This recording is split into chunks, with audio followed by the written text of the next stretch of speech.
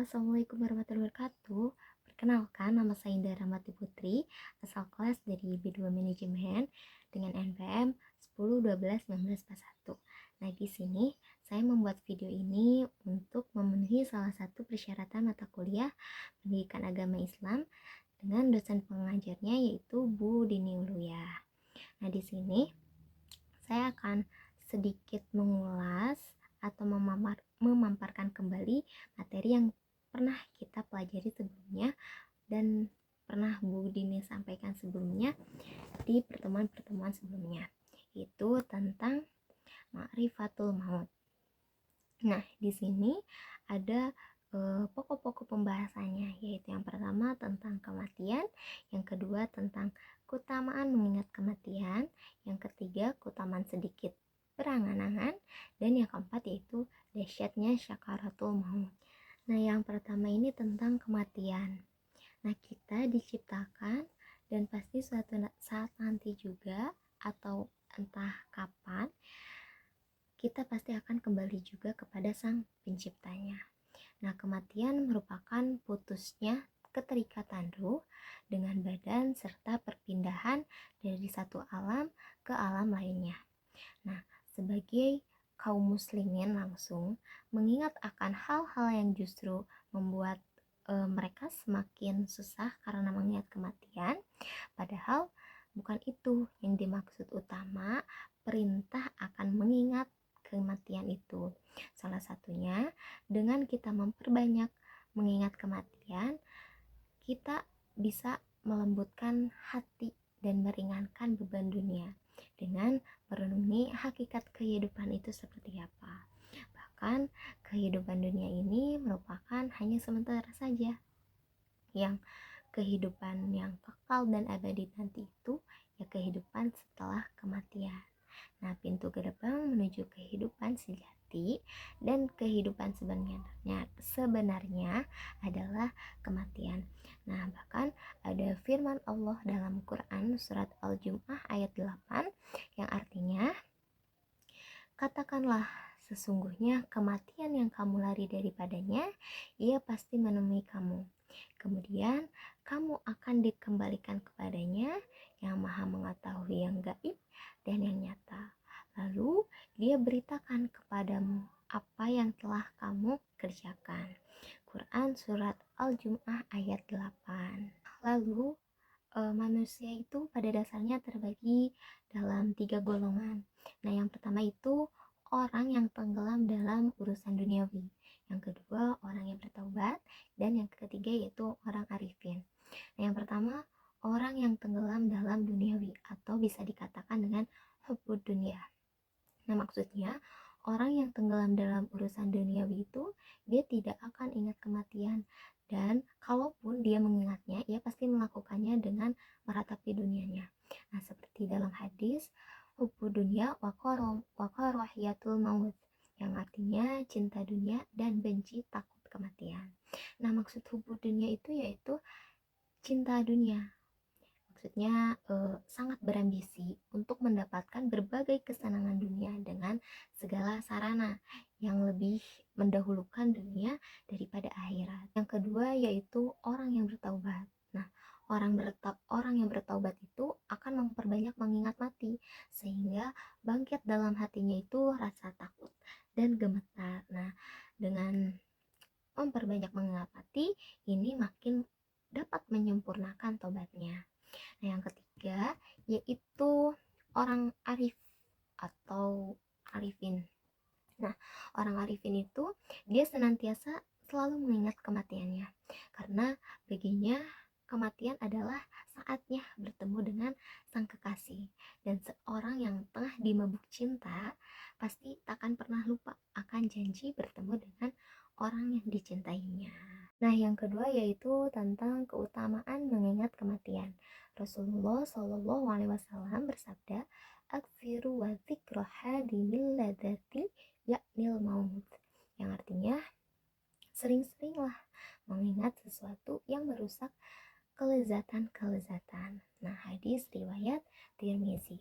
Nah, mengingat kematian secara otomatis akan menimbulkan rasa tidak suka terhadap dunia, yang mana dunia ini syarat dengan tipu daya dan pasti akan mendorong seseorang untuk mempersiapkan diri buat kehidupan akhirat. Nah, begitupun sebaliknya. Lalai dalam mengingat kematian akan mendorong untuk tenggelam dalam kesenangan duniawi atau bisa disebut hubbu dunia tadi, cinta akan dunia. Nah, Rasulullah Shallallahu Alaihi Wasallam juga bersabda, kematian itu adalah hadiah yang sangat berharga bagi orang yang beriman. Nah, hadis riwayat Ibnu Abu Dunya dan At-Tabrani. Lalu mempersiapkan diri. Nah, kematian itu dipersiapkan juga dengan berbekal ilmu tentang kematian itu sendiri. Bahwa kita harus selalu berzikir ketika di akhir hayat. Nah, ketika malaikat Israel akan mencabut nyawa kita, jika kita selalu berzikir, kita pasti akan mengucapkan kalimat syahadat. Selalu mengingat, mengucapkan La ilaha illallah dan berzikir. Lalu selanjutnya tentang keutamaan menyedikitkan angan-angan. Nah, Rasulullah Shallallahu Alaihi Wasallam bersabda, anak cucu Adam itu bisa menjadi pikun dan ada dua hal yang menyertainya, yakni keserakahan dan angan-angan. Hadis riwayat Muslim. Nah, oleh karena itu, yang pertama, kita jangan tenggelam dalam angan-angan. Yang kedua, faktor yang menimbulkan banyak angan-angan. Yang ketiga, tingkatan manusia dalam kaitan angan-angan. Dan keempat, segera beramal kebajikan dan peringatan bagi yang menundanya. Nah, diriwayatkan oleh Ali Karamallahu wajhah, sesungguhnya Nabi Shallallahu Alaihi Wasallam bersabda, ada dua hal yang paling aku takuti menimpa kalian, yaitu menurut nafsu dan banyak angan-angan. Nah, sejatinya menuruti nafsu itu dapat menghalangi kebenaran dan banyak angan-angan itu sama dengan mencintai dunia. Nah, yang kedua yaitu faktor yang menimbulkan banyak angan-angan.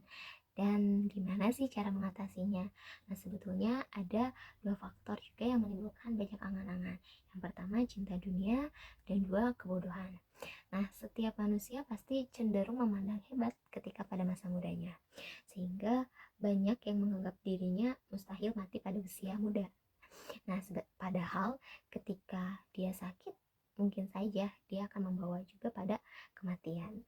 Nah, bahwa kita juga tahu kalau misalnya kematian itu tidak memandang usia. Nah, kebodohan itu bisa diatasi dengan berpikir jernih dari hati yang lusuh dan dengan mendengar hikmah yang mampu menembus ke relung hati yang suci. Nah, sementara untuk mengatasi kecintaannya kepada dunia yaitu dengan mengeluarkan dunia dari isi hatinya.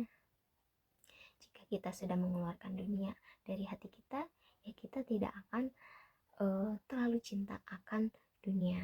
Pasti kita akan terus mengingat akan kematiannya dan kita selalu yakin bahwa kehidupan yang abadi itu nanti setelah kematian. Yang ketiga, tingkatan manusia dalam kaitan dengan angan-angan. Nah, manusia itu memiliki beberapa tingkatan.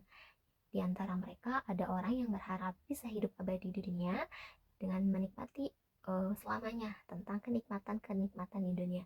Dan ada pula juga orang yang dapat hidup selama 1 tahun saja, sehingga ia akan memikirkan hal lain karena ia yakin bahwa tahun depan juga ia sudah tidak ada di dunia. Nah, yang terakhir yaitu segera beramal kebajikan dan peringatan bagi yang menunda-nundanya.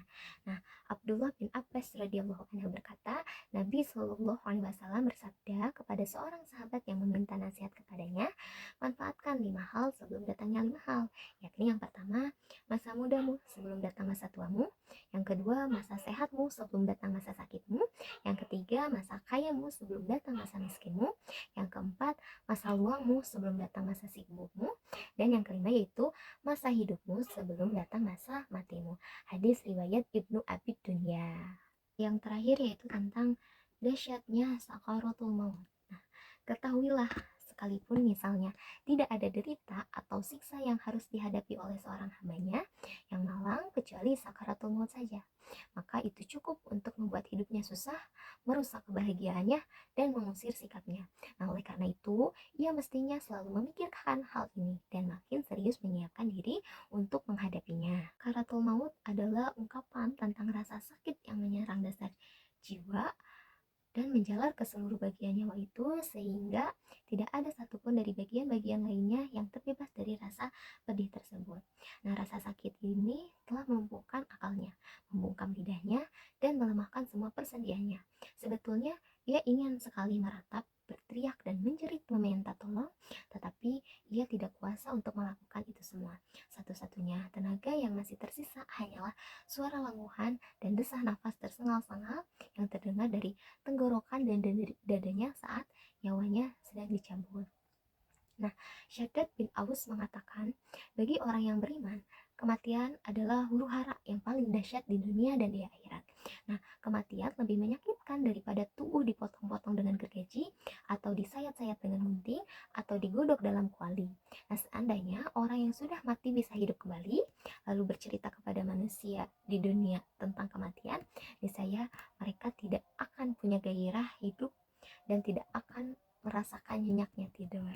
Nah, dalam sebuah riwayat disebutkan bahwa ketika Nabi Ibrahim alaihissalam meninggal dunia, Allah Ta'ala bertanya kepada Nabi Ibrahim, bagaimana kamu merasakan kematian wahai kekasihku?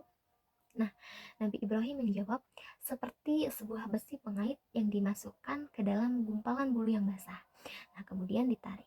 Nah, Allah berfirman, itu karena kami sudah meringankan untukmu. Nah, mungkin cukup sekian yang bisa disampaikan, yang bisa dipaparkan. Mohon maaf bila terdapat banyak salah-salah kata atau ada salah dalam penyampaiannya. Mohon dimaafkan. Wallahu a'lam bishawab. Dan terima kasih. Wassalamualaikum warahmatullahi wabarakatuh. Bye.